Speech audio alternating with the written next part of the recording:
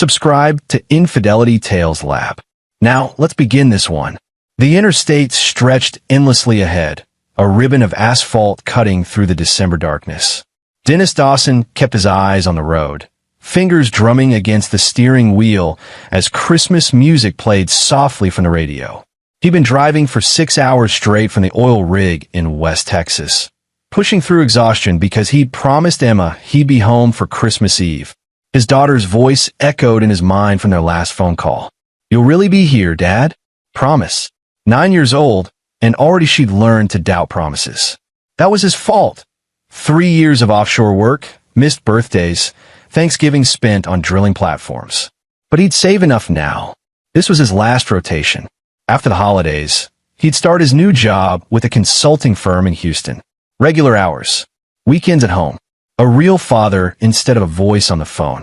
The GPS directed him off the highway toward his ex-wife's neighborhood. Christine had remarried 2 years ago, some corporate attorney named Chad Ramos. They'd moved into a sprawling house in the suburbs, the kind with a 3-car garage and a pool out back. Christine sent him photos sometimes, probably to rub it in.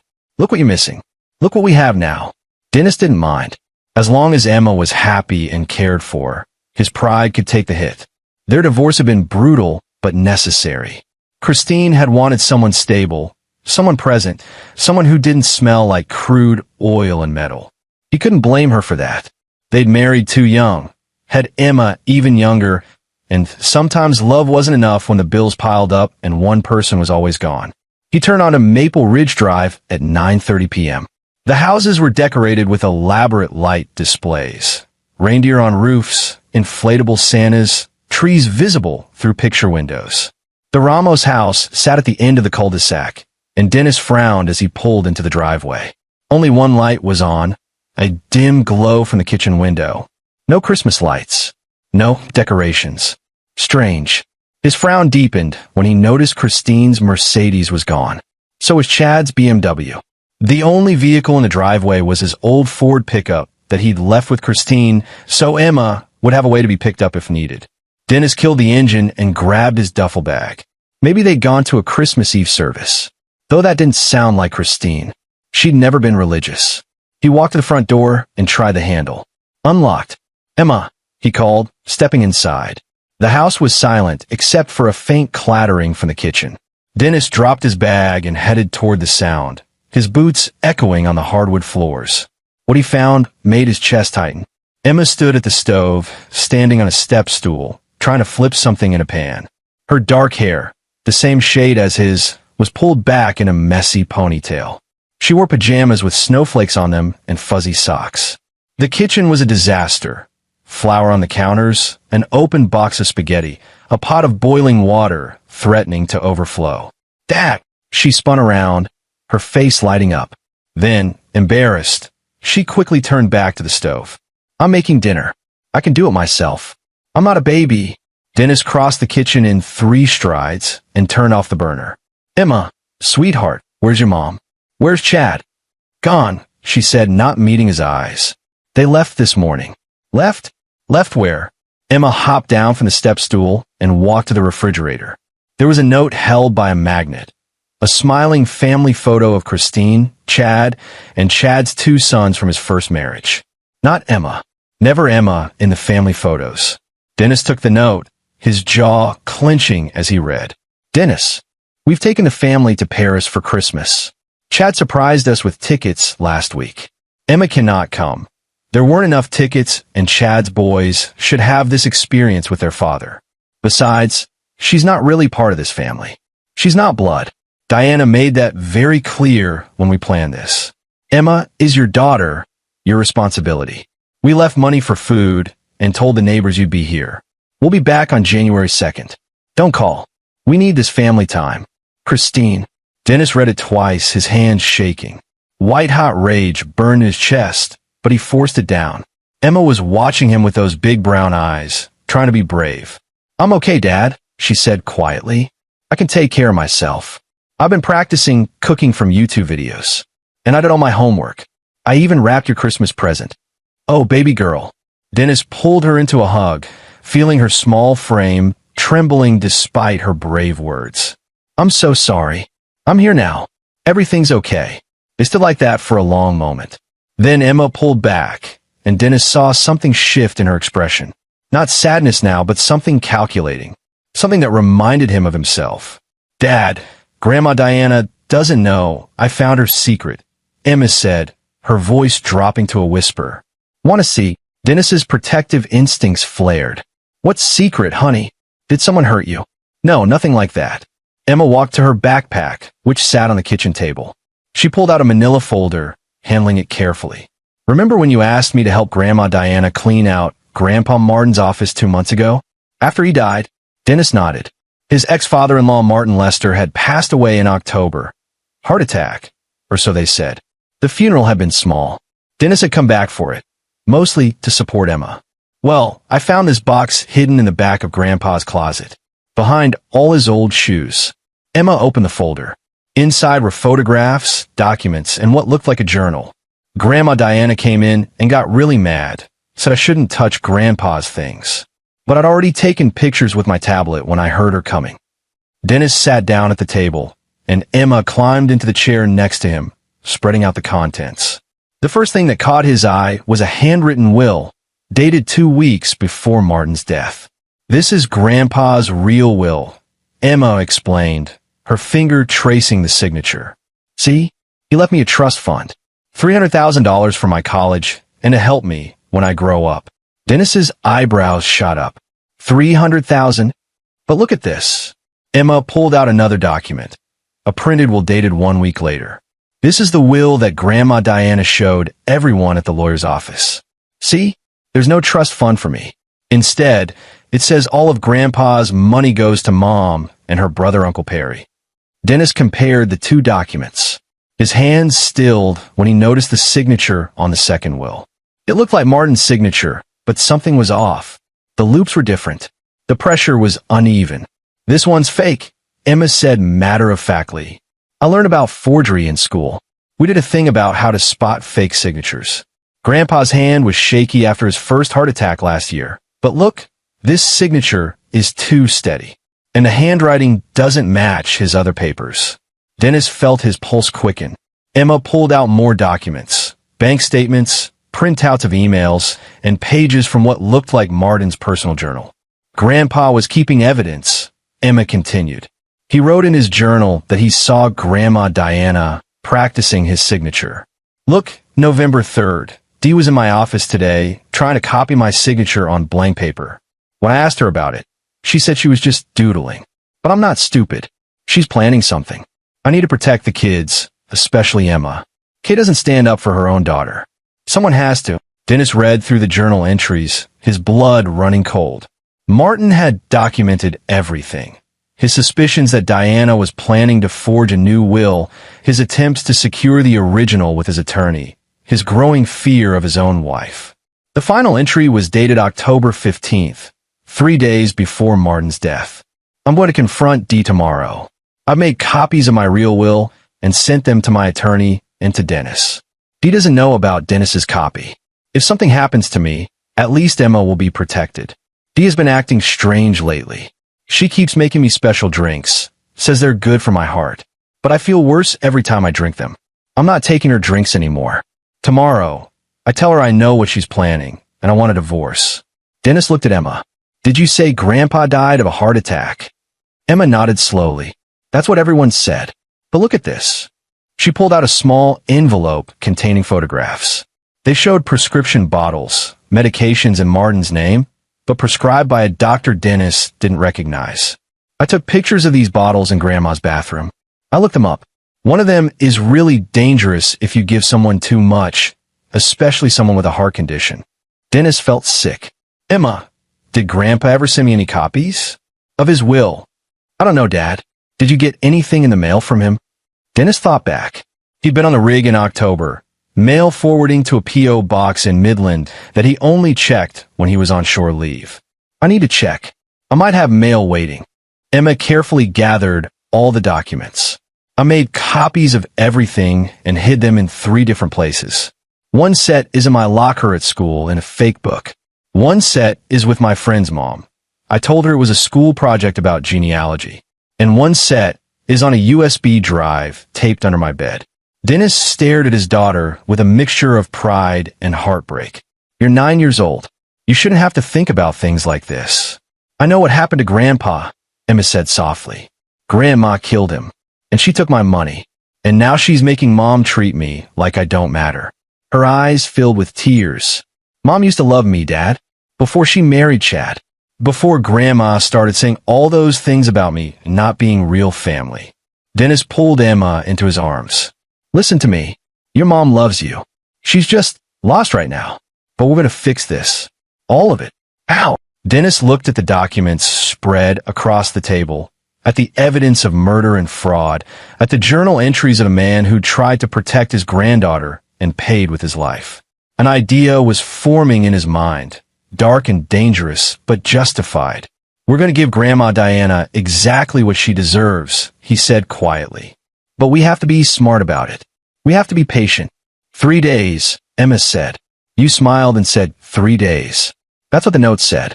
What happens in 3 days? Dennis smiled, but it wasn't a kind smile. It was the smile of a man who'd spent 20 years working dangerous jobs, dealing with dangerous men, learning how to survive in places where weakness got you killed. In 3 days, baby girl, we're going to show your grandmother that she made a very big mistake. They spent the rest of Christmas Eve making a real dinner together. Spaghetti with meatballs, garlic bread, and a salad. Emma talked while they cooked, telling Dennis about school, her friends, the science project she was working on. Normal kid stuff. But underneath it all, Dennis could see the hurt, the rejection, the knowledge that her own family had abandoned her on Christmas. After dinner, they sat in the living room, which had a tree at least, though it was sparsely decorated, and Emma opened the presents Dennis had brought. Books she'd wanted, a new art set, a necklace with a compass charm. So you always find your way home, Dennis explained as he fastened it around her neck. I like it, Emma said, touching the charm. Dad, are we going to get in trouble for what we're going to do? I don't know yet, Dennis admitted. Depends on how smart we are about it. Tell me everything you know about Grandma Diana's routine. Where she goes, who she sees, what she does. Emma thought for a moment. She goes to the country club every Tuesday and Thursday for tennis and lunch. She has a book club on Monday nights. She volunteers at the hospital on Wednesdays. She works in the records department, which Mom says is funny because Grandma doesn't like sick people. Records department, Dennis repeated. That was interesting.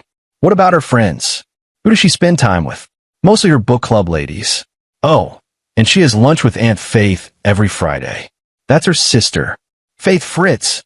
Yeah, she's really mean too. She always says I look like a boy because I don't wear dresses. Dennis filed that information away. What about Uncle Perry? Your mom's brother. What's he like? Emma shrugged. He's okay, I guess. He doesn't live here anymore. He moved to California last year. But he always sends me birthday cards with money. Him and Grandma fight a lot on the phone. I heard him yelling at her once about Grandpa's will. Do you remember what he said? Something about how it wasn't fair, and why did everything go to Mom and not him? Grandma said Mom needed it more, because she has more kids to take care of now. Uncle Perry said that was bull. Emma stopped. A bad word. He said that was wrong because Emma is also a kid, but she didn't get anything. Dennis felt a flicker of hope. If Perry was already suspicious about the will, he might be an ally. Or at least someone who could be turned into one. They talked until midnight, Dennis gathering information, Emma remembering details she hadn't even known were important. By the time he tucked her into bed, he had the beginnings of a plan. Dad, Emma said sleepily. I'm glad you're home. Me too, baby girl. Me too. Dennis sat in the dark living room, his laptop open, searching for information. First stop, the Midland P.O. Box records. He logged into his account and saw that, yes, there was a package from Martin Lester delivered October 16th. It had been sitting there for 2 months. He'd have to drive out there tomorrow to retrieve it.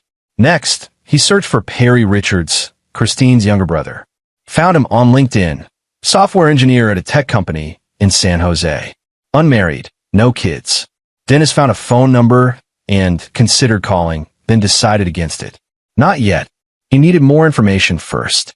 He pulled up records on Diana Lester. 62 years old, widow, no criminal record. Volunteer work at St. Catherine's Hospital for the past 5 years. Member of various clubs and charitable organizations. On the surface, a pillar of the community. But Dennis had learned long ago that surfaces were deceptive. The ocean could look calm, while riptides lurked beneath. He spent hours researching, digging deeper. He found Martin's obituary, the death certificate, heart attack, as expected, the probate records for the will.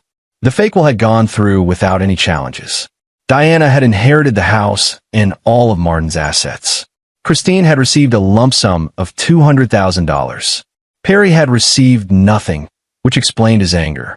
But Emma, despite Martin's clearly stated wishes, had received nothing. Dennis's hands clenched on the keyboard. This wasn't just about money. This was about a child being erased, forgotten, deemed worthless because she didn't fit into Diana's vision of family. This was about a man being murdered because Dennis was certain now that's what had happened, and his killer walking free. 3 days. That's what he'd told Emma. But it would take longer than that to do this right. Still, 3 days felt like a good number. 3 days to gather everything he needed.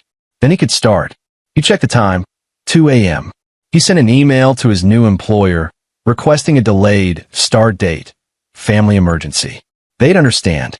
Then he sent a text to Glenn Mullen, his old foreman from the first rig he'd ever worked on. Glenn had retired 5 years ago, but stayed in touch. More importantly, Glenn had connections. The kind of connections a man needed when he wanted information that wasn't publicly available. The text was simple. Need a favor. Call me when you can. Glenn's response came 5 minutes later. Up late playing poker. Call now if you want. Dennis stepped outside into the cold December night and dialed. Dennis Dawson. Glenn's gravelly voice answered. Haven't heard from you in months. What's wrong? I need information on someone. Deep background. Criminal connections, if they exist. Financial records if you can get them. This personal or professional? Personal. It's about Emma. Glenn's tone sharpened. Someone hurt your kid? Someone hurt my kid and killed her grandfather. And I'm going to make them pay for it. A long pause. You sure about this? Once you start down this road. I'm sure. All right. Give me the name. Dennis provided Diana's information, along with everything else he'd learned. Glenn listened without interrupting, then whistled low. Well, fraud and possible murder. That's heavy, Dennis. You thought about going to the police. With what? Everything Emma found would be circumstantial at best. And even if they investigated, even if they found something, what happens? Diana gets arrested, maybe serves time, maybe doesn't. Meanwhile, Emma's caught in the middle of a media circus. Her mother's life is destroyed, and Diana's lawyers tie everything up in court for years. So you want to handle it yourself. I want justice. Real justice. The kind that makes sure Emma gets what she's owed and that Diana pays for what she's done. Give me 48 hours, Glenn said. I'll see what I can find. Thanks, Glenn. Dennis? Be careful. People who kill once can kill again. After they hung up, Dennis went back inside. He checked on Emma, sleeping peacefully, then laid down on the couch. But sleep wouldn't come. His mind was racing, planning, calculating risks and rewards. Diana Lester had made 2 fatal mistakes. First, she'd underestimated Martin's love for his granddaughter. Second, she'd assumed Dennis was just another deadbeat dad who wouldn't care or wouldn't act. She was about to learn how wrong she was. Christmas morning arrived gray and cold. Dennis woke to find Emma already up, sitting at the kitchen table with her folder of evidence spread out again. Merry Christmas, Dad. Merry Christmas, sweetheart. What are you doing? Making a timeline. She'd drawn a chart on notebook paper, listing dates and events. I thought it might help. See? Grandpa's first heart attack was in March. Grandma started volunteering at the hospital in April. Grandpa wrote in his journal that his drinks tasted funny starting in August. He died in October. Grandma got the fake will probated in November. Dennis studied the timeline. When did your mom marry Chad? March. Right after Grandpa's first heart attack. And when did Grandma Diana start saying things about you not being real family? Emma's face fell. Around May, I think. After school got out. She said it would be better if I went to summer camp instead of staying with them. Mom got upset and said no, but then Grandma kept saying it, and then Mom started saying maybe it would be good for me to have independence. So right after she started volunteering at the hospital, Dennis mused. Emma, do you remember what medications Grandpa was taking? For his heart. There was a bunch. Let me check my photos. Emma pulled out her tablet and scrolled through. Here, these were the ones in Grandma's bathroom. Dennis wrote down the names and dosages. One of them, Digitalis, made his blood run cold. He remembered a case from years ago, guys on the rig talking about a murder investigation in Louisiana where a woman had killed her husband by giving him too much of his heart medication. Digitalis poisoning could look like a natural heart attack. Dad, what are you thinking? I'm thinking Grandma is smarter than I gave her credit for, but not smart enough. He looked at his daughter's timeline, her careful documentation. You know what you are?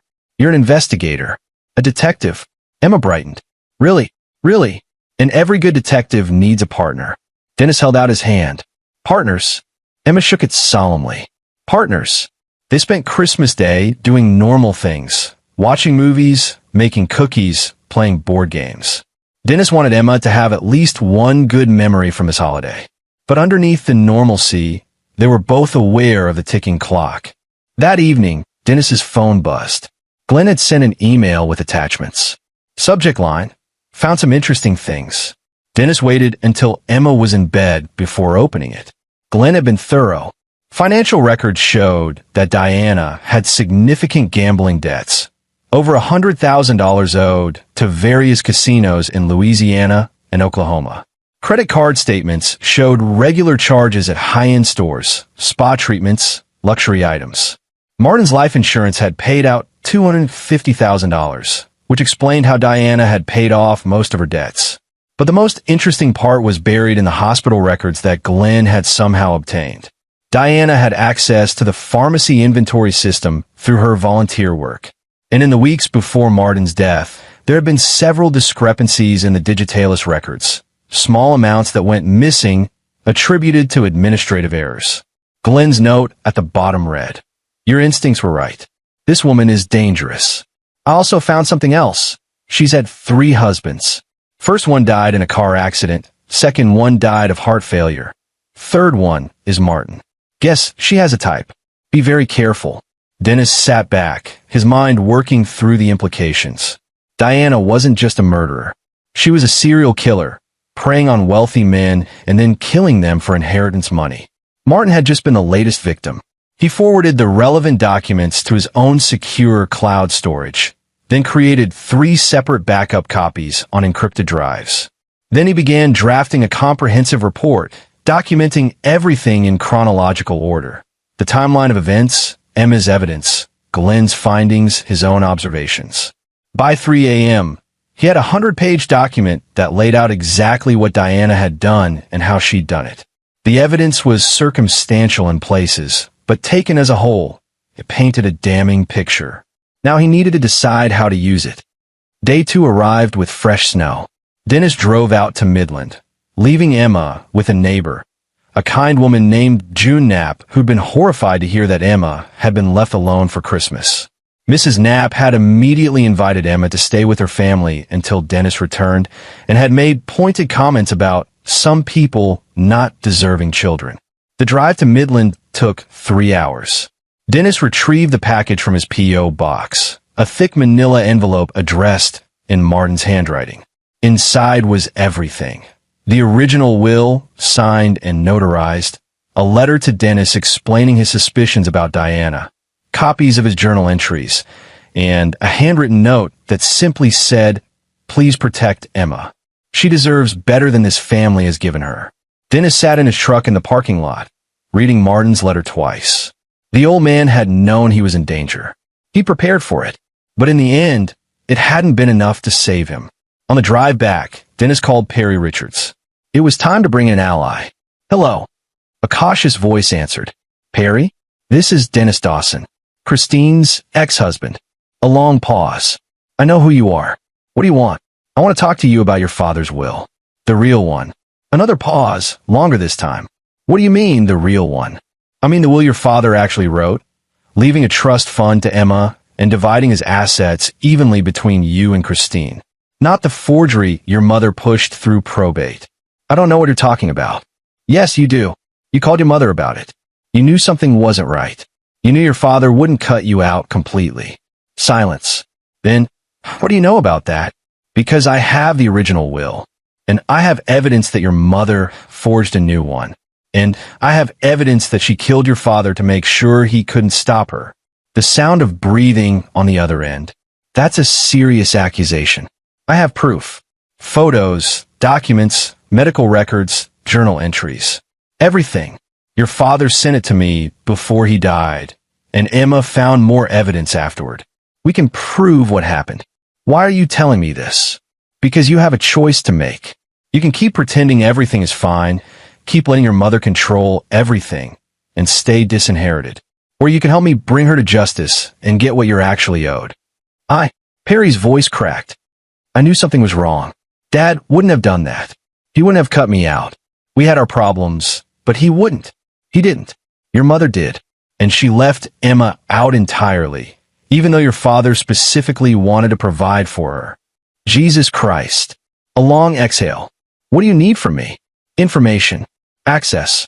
Your mother trusts you, or at least she thinks she can control you. I need you to help me get evidence that will stand up in court. Real evidence, not just circumstantial. Can you do that? If what you're saying is true, if she really killed Dad. Perry's voice hardened. Yes, I'll help. What's the plan? Dennis smiled. The plan is to give your mother enough rope to hang herself. But we need to be smart. Meet me tomorrow. I'll show you everything. They arranged to meet at a diner halfway between Houston and San Jose. Perry was flying anyway, coming home for New Year's. After they hung up, Dennis felt the first real surge of hope.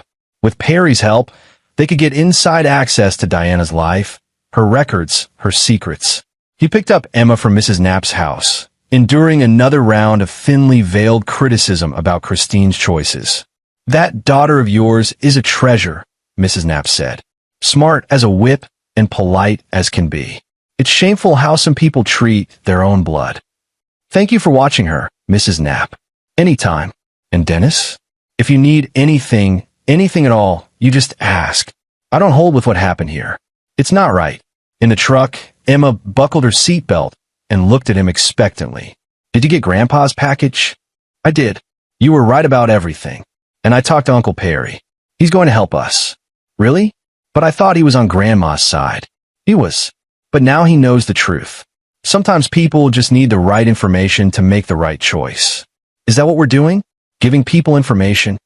Dennis glanced at his daughter. We're doing more than that, baby girl. We're showing people who they really are. And sometimes, when people see who they really are, they destroy themselves. Perry Richards arrived the next morning looking haggard. He was younger than Christine by 5 years, 33 to her 38, with the same sharp features and dark hair. But where Christine had always been high-strung and image-conscious, Perry had a more laid-back California vibe. They met at the diner as planned, Emma sitting in the booth with them. Perry stared at his niece for a long moment. I'm sorry, he said finally. I should have fought harder for you. I should have done more. Emma shrugged. It's okay. You're helping now. Dennis spread out the documents on the table. Perry read through everything, his expression growing darker with each page. When he reached Martin's letter, tears streamed down his face. I talked to him the day before he died, Perry whispered. He called me, said he had something important to tell me. I said I was busy, I'd call him back. I never did. He looked up at Dennis. If I just talked to him, you couldn't have known. I should have known. There was always something off about her. The way she went through money. The way she manipulated people. Dad used to say she could sell ice to Eskimos, but I always thought he meant it as a compliment. Perry wiped his eyes. What do you need me to do? Dennis leaned forward. Your mother has been careful. She's covered her tracks. But people like her, they get cocky. They start to believe they're untouchable. We need to make her think she's won. Make her think she's safe. And then we need to get her to confess. Confess? How? By giving her something she wants more than safety. Money. There's a life insurance policy on your father. $500,000. Your mother is the beneficiary, but the insurance company has been slow to pay out. They're investigating the circumstances of death. Perry nodded slowly. I remember. Mom's been furious about it. She keeps calling them, threatening to sue. Exactly. So here's what we do. You tell her you found a way to speed up the process. A lawyer who specializes in insurance claims. Someone who can pressure the company to pay. But this lawyer needs complete honesty. Needs to know everything about Dad's death, his health, his medications. Everything. And you'll be recording it, every word. But it has to be her idea to confess. She has to think she's safe, that the lawyer is on her side. That's where you come in. You have to sell it. Make her believe this is her ticket to getting that money. Perry thought for a moment. There's something else. Mom's been dating again. Some rich guy from the country club, Jesse McGuire. I met him at Thanksgiving. Dad's barely been dead 2 months, and she's already lining up the next victim. Emma's eyes went wide. She's going to kill him too? Not if we stop her first, Dennis said. Perry, do you think you could get access to her house? Her computer? Maybe. I have a key. But she'd notice if I just showed up. Tell her you need to pick up some of Dad's things. Old photos, mementos. Make it emotional. Meanwhile, you look for anything that might help us. Records, correspondence, anything that shows a pattern. They spent the next 2 hours planning every detail. Perry would fly back to Houston that evening, go to Diana's house the next day. Emma had drawn a map of the house layout, showing where Diana kept her important documents. A locked file cabinet in her home office. She doesn't know I know the combination, Emma said proudly. But I watched her open it once. It's Grandpa's birthday. By the time they left the diner, they had a solid plan. Perry would gather evidence, Dennis would build the case, and Emma would stay safe with Mrs. Knapp while the adults did the dangerous work. Thank you, Perry said as they walked to their cars. For giving me a chance to make this right. Just don't get caught, Dennis warned. If your mother suspects anything, I'll be careful, I promise. They shook hands, and Perry knelt down to hug Emma. You're braver than all of us, you know that. Emma smiled. Dad says being brave just means doing what's right even when you're scared. Your dad's a smart man. The next 36 hours were tense. Dennis waited for word from Perry while keeping Emma distracted with normal activities. They went to a movie, played in the park, did some after-Christmas shopping. Emma never complained, never asked when her mother was coming back. She seemed almost relieved to be away from that house, from the constant reminder that she wasn't wanted. On December 28th, Perry called. I got it, he said, breathless. All of it. Jesus Christ, Dennis, you're right. It's worse than we thought. What did you find? Financial records going back 20 years. Evidence of fraud, insurance scams, forged documents. And photos. She kept photos of her previous husbands. There's notes in the margins.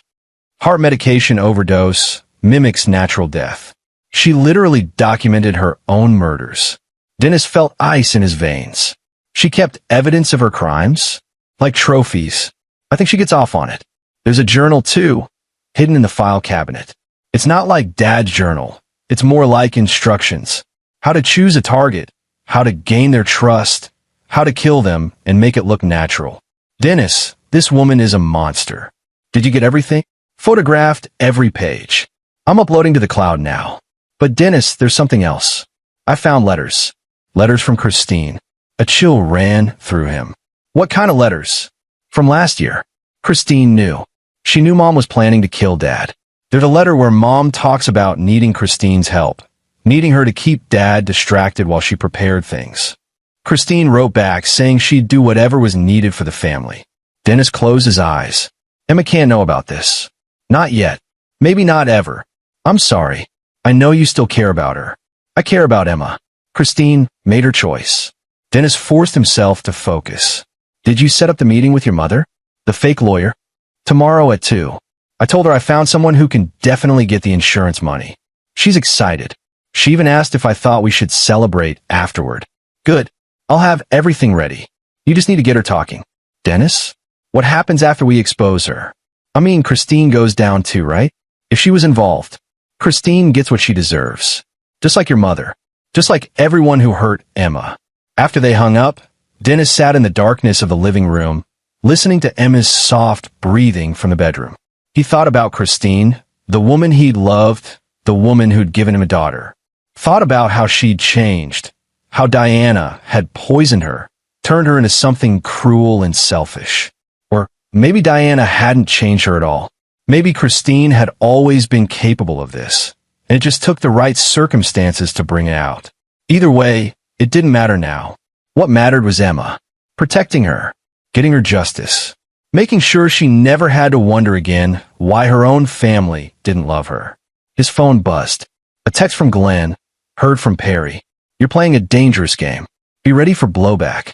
Dennis responded, I'm ready. But was he? Tomorrow, everything would come to a head. Tomorrow, they'd get Diana's confession on record.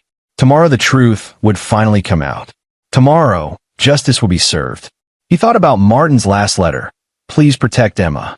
She deserves better than this family has given her. I'm trying, Martin, Dennis whispered to the darkness. I'm trying. December 29th dawned clear and cold. Dennis dropped Emma off at Mrs. Knapp's house early, giving the older woman a brief explanation that he had some legal matters to attend to regarding Emma's grandfather. Mrs. Knapp, bless her heart, asked no questions. She just pulled Emma into a hug and promised to make hot cocoa and cookies. Dennis drove to the office building Perry had rented for the day, a small suite in a professional complex, the kind of place where lawyers and accountants worked. Perry had even printed up fake business cards for Morgan & Associates, insurance litigation specialists. I'm Adrian Howell, Glenn Mullins said, appearing in a suit and tie that made him almost unrecognizable. Partner at Morgan & Associates. Been practicing insurance law for 20 years. You clean up nice, Dennis said, shaking his hand. I'll take that as a compliment. Perry briefed me on everything. You sure this woman's gonna fall for it? She's greedy and arrogant. That's a deadly combination. She'll fall for it. They had 3 cameras hidden in the office, one in a smoke detector, one in a decorative plant, one in the overhead light fixture. Audio recording via multiple backup devices. Everything would be captured, documented, admissible in court. Perry arrived at 1:30, looking nervous. She's on her way. She thinks I'm meeting her here to introduce her to my friend who's a lawyer. You did good, Dennis told him. Just remember, act like you believe her. Act like you're on her side. Make her feel safe. At exactly 2 p.m., the door opened. Diana Lester walked in, and Dennis got his first good look at the woman who'd killed his daughter's grandfather. She was elegant and poised, mid-60s but could pass for mid-50s. Perfect hair, perfect makeup, perfect smile. She carried herself with the confidence of someone who'd never been caught, never been questioned, never been denied. Perry, darling, she said, kissing her son's cheek. Then, turning to Glenn, and you must be Mr. Howell. Perry's told me so much about you. Mrs. Lester, please have a seat. Glenn gestured to the chair across from his desk. Dennis watched from the next room via video feed, recording everything. Perry tells me you're having trouble with your late husband's life insurance claim? Trouble is an understatement, Diana said, settling into the chair. Those bloodsuckers at the insurance company have been stalling for months. They keep asking questions, requesting more documents, as if my husband's death certificate isn't enough. I understand your frustration. Unfortunately, when the claim amount is substantial, insurance companies often drag their feet. They're hoping you'll settle for less or give up entirely. But I specialize in making sure that doesn't happen. That's what Perry said. How quickly can you get this resolved? That depends on several factors. I need to understand everything about your husband's death. The circumstances, his medical history, any factors that might give the insurance company reason to investigate. I need complete honesty from you, Mrs. Lester. Anything less, and I can't help you. Diana smiled. Of course. What do you want to know? Let's start with his health. Was your husband in good health before his death? Martin had a heart condition. He'd had 1 heart attack already about 8 months before he died. He was on medication for it. What medications specifically? Diana rattled off a list. Glenn took notes, nodding professionally. And was he compliant with his medication regimen? Oh yes, very compliant. I made sure of it. I gave him his pills every day, made sure he took them exactly as prescribed. You personally administered his medications? Yes. Martin could be forgetful, so I took over that responsibility. Dennis watched as Glenn leaned back, steepling his fingers. Mrs. Lester, I'm going to ask you something, and I need you to be completely honest with me. The insurance company has raised some concerns about the circumstances of your husband's death. They've noted that he died relatively suddenly, despite being under regular medical care. They've also noted that the autopsy was waived and the death certificate was signed by a family physician rather than after a full examination. These are red flags for insurance investigators. Diana's smile didn't waver. What are you implying? I'm not implying anything. I'm telling you that the insurance company is suspicious. They're wondering if there's any possibility that Martin's death wasn't entirely natural. And if they find any evidence to support that theory, they'll deny the claim entirely. Perry spoke up, his voice shaking slightly. Mom, Mr. Howell is on our side, but he can't help us if he doesn't know everything. If there's anything at all that might come out, we need to know now.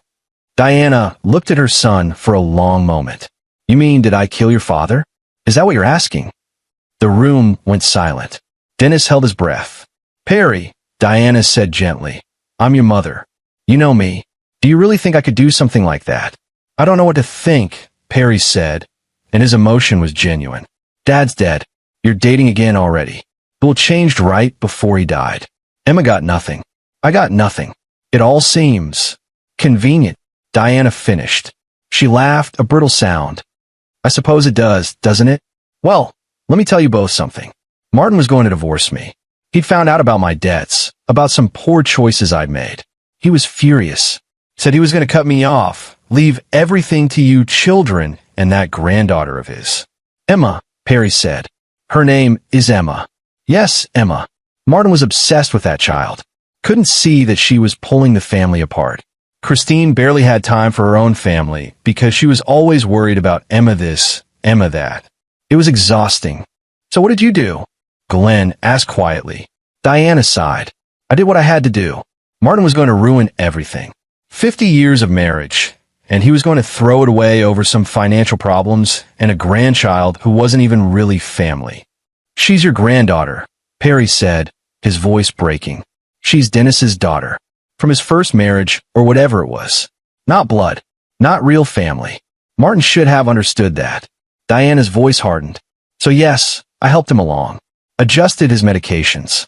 Made sure his heart gave out before he could change the will back or file for divorce. I did what any sensible woman in my position would do. Dennis felt rage wash over him, but he forced himself to remain still. Keep recording. Get everything. You killed him, Perry whispered. I liberated us, Diana corrected. From a man who was going to destroy this family over sentimentality and pride. And I made sure we were all taken care of. You got nothing in the final will because you'd been difficult, Perry. You'd questioned me, challenged me. But I planned to give you money eventually, once you learned your place. My God, Glenn said.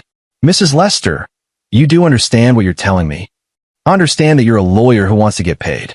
And I'm telling you exactly what happened so you can prepare for whatever the insurance company throws at us. I need that money, Mr. Howell. I needed to pay off the last of my debts and to fund my new life with Jesse. He doesn't know about my financial situation, and I need to keep it that way. Jesse McGuire, Glenn said. Your new boyfriend. My fiancé, actually. He proposed last week. We're planning a spring wedding. Diana smiled. Jesse's quite wealthy. Made his fortune in real estate. He's also 73 years old with a heart condition. I imagine I'll be a widow again in a few years, but this time with a much larger inheritance. Perry stood up abruptly. I can't listen to this. Oh, Perry, don't be dramatic. This is how the world works. Women like me, we survive. We adapt. Your father understood that in his way. He just lost sight of it at the end. You're a monster, Perry said. Diana stood as well, smoothing her skirt. I'm a realist, and I'm your mother. You'll help me get this insurance money, or I'll make sure Christine knows you were behind this whole meeting. I'll tell her you were trying to steal my money, turn the family against me. She'll believe me. She always does. Actually, Dennis said, stepping into the room, I don't think she will. Diana spun around, her face going white. Who are you? I'm Dennis Dawson, Emma's father, Martin's friend, and the man who's been recording every word you just said. Diana's eyes darted to the door, but Glenn moved to block it. Perry pulled out his phone, holding it up to show he'd been recording as well. You set me up, Diana breathed. You murdered your husband. Dennis said coldly. You stole from my daughter. You tried to kill her spirit, make her think she was worthless.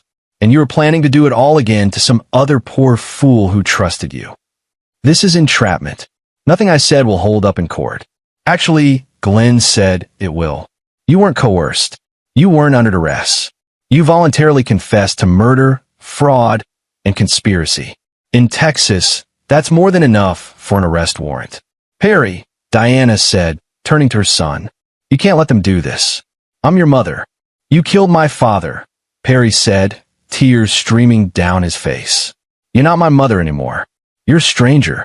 Diana lunged for the door, but Dennis caught her arm. She struggled, then went limp. Fine, she said. Fine, but you'll all pay for this. Christine will never forgive you. Emma will never have a real family. And you, she looked at Dennis with pure hatred. You'll always be the deadbeat dad who abandoned his daughter. You'll always be the failure. Dennis smiled. Maybe, but I'll be a failure who stopped a serial killer. I can live with that. The police arrived within 20 minutes. Dennis had already contacted them, already prepared them for what they'd find. They arrested Diana Lester on charges of murder, fraud, and conspiracy. They also brought in Christine for questioning based on the letters Perry had found. Dennis didn't stay to watch. He picked up Emma from Mrs. Knapp's house and drove her to a hotel. They'd stay there until the house was sorted out, until Christine returned from Paris to face what she'd done. Is it over? Emma asked quietly. The hard part is, Dennis said. Now comes the aftermath. Will Mom go to jail? I don't know, baby girl. Depends on how much she knew, how much she helped. The lawyers will figure it out. Emma was quiet for a long time. Then, I don't think I want to see her. Is that okay? Dennis pulled her close. That's more than okay. You get to decide who's in your life now. What about Uncle Perry? Uncle Perry did the right thing. He helped us. I think he wants to be in your life if you'll let him.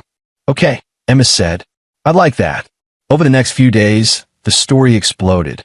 News outlets picked up the tale of the grandmother who'd murdered multiple husbands, the granddaughter who'd uncovered the truth, the father who'd orchestrated the confession. Dennis shielded Emma from most of it, but some details got through. Christine returned from Paris to find herself under investigation. The letters proved she'd known about Diana's plans, but her lawyer argued she'd been manipulated, abused, gaslit. In the end, she pled guilty to being an accessory after the fact and received probation, community service, and mandatory therapy. She didn't try to contact Emma. Dennis didn't know if that was mercy or cowardice. Diana's trial was swift. With the confession and the evidence Perry had gathered, the prosecution had an airtight case. She was convicted of 3 counts of first-degree murder, Martin Lester and her 2 previous husbands, plus fraud, forgery, and a host of other charges. The judge sentenced her to life without parole. Jesse McGuire, the intended 4th victim, sent Dennis a heartfelt thank you note and a donation to Emma's college fund.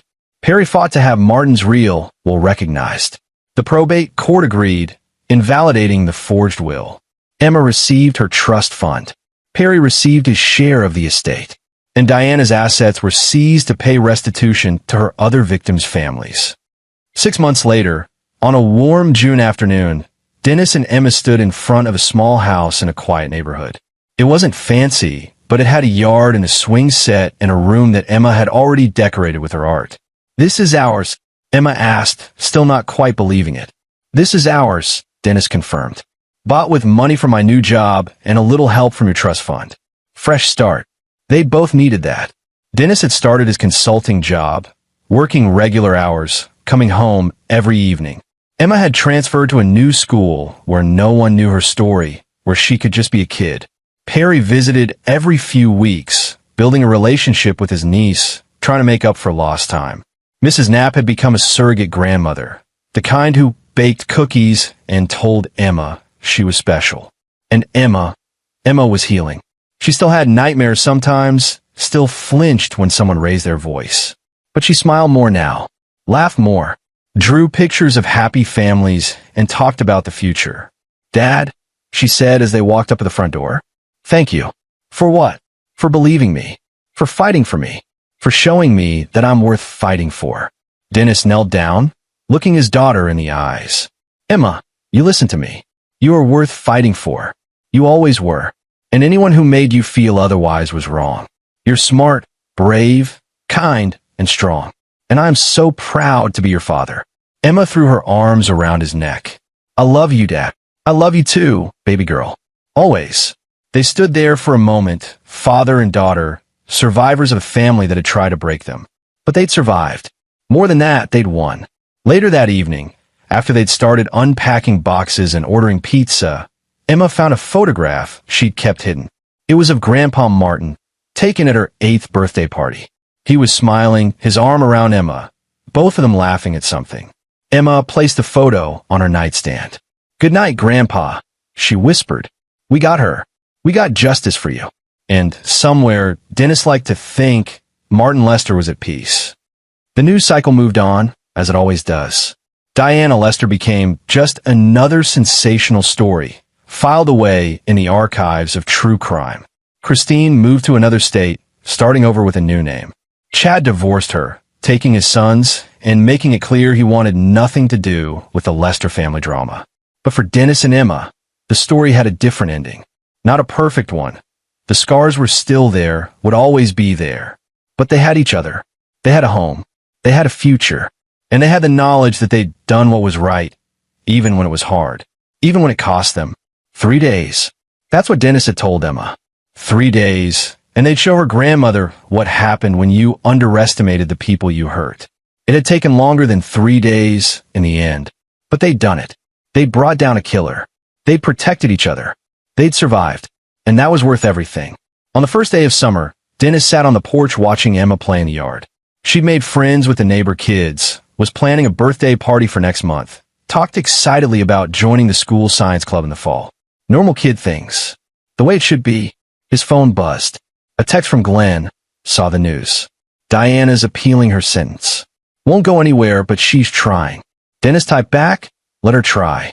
We won. She lost. That's all that matters. Glenn, you did good, kid. Your daughter's lucky to have you. Dennis looked at Emma, still playing, still laughing, still being the amazing kid she'd always been. I'm lucky to have her, he replied. And it was true. Despite everything, the pain, the betrayal, the darkness they'd faced, Dennis considered himself lucky. Because he had Emma, and Emma had him. And together, they'd proven that family wasn't about blood. It was about love, loyalty, and fighting for each other when the world tried to tear you apart. That was a lesson Emma would carry with her for the rest of her life. And so would Dennis. 3 days to plan. 6 months to execute. A lifetime to remember. But they'd done it. They'd won. And in the end, that was all that mattered. And there you have it. Another story comes to an end. What did you think? I'd love to hear your thoughts in the comments below. If you enjoy this story, consider joining our community by subscribing. It means the world to us. For more stories like this one, check out the recommended videos on screen. And I'll see you there.